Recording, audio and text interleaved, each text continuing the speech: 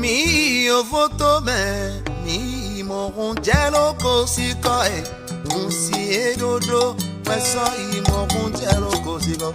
Né de la rencontre des cultures traditionnelles des dieux Yoruba et divinités Fon et Ewe lors de la création puis l'expansion du royaume Fon d'Abomey au XVIIe et XVIIIe siècle, le vaudou est le fondement culturel des peuples qui sont issus par migration successive de Tedo au Togo, les Adia dont les Fon, les Gun, les Ewe et dans une certaine mesure les Yoruba. Pour Runogansu Gazozo et Bokono Arignon, le vaudou constitue le monde invisible. Le vaudou, c'est la tradition primordiale africaine. Vau veut dire invisible, dou veut dire pays. Le vaudou, c'est le monde invisible dans sa matérialisation physique. C'est les anges de Dieu. C'est à travers les vaudous que nous atteignons l'éternel Dieu. C'est à travers les vaudous que nos prières montent au ciel.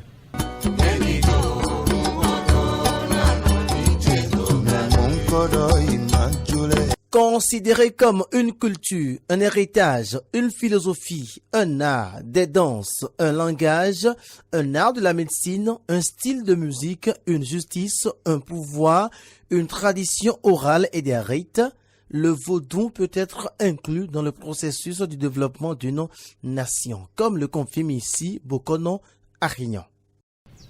On peut se servir du vaudou pour développer le Bénin. Parce que quand tu es un Rouno ou bien un adepte de vaudou, les lois de la nature qu'on nous enseigne à l'église aujourd'hui sont ces mêmes lois qu'un adepte de vaudou est appelé à respecter. Et dans ces lois-là, en respectant ces lois, tu es obligé de te développer et de faire développer ta patrie. Notre vaudou, nous sommes capables de faire des inventions. Tout n'est pas perdu.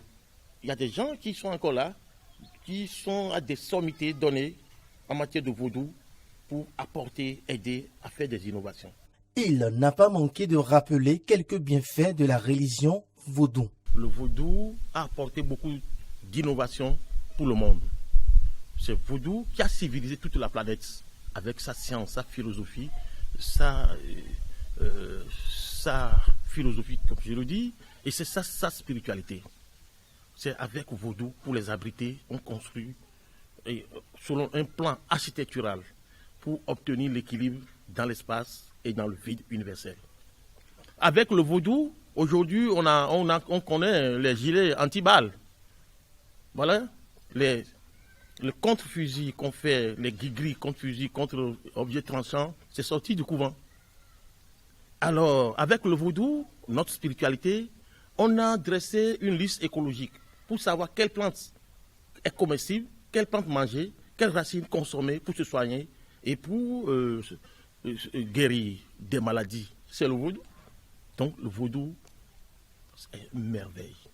Le vaudou, tradition africaine basée sur des principes, Bokono Arignon et Runogansu Gazozo demandent aux adeptes du vaudou de mieux s'intéresser à nos valeurs endogènes pour leur bien-être. Je dirais tout simplement aux adeptes de vaudou de tout faire pour se conscientiser auprès de dans leur religion, de tout faire pour être saint dans leur religion, de ne pas chercher à manger dans plusieurs plats. Surtout les intellectuels modernes, je formule cette doléance.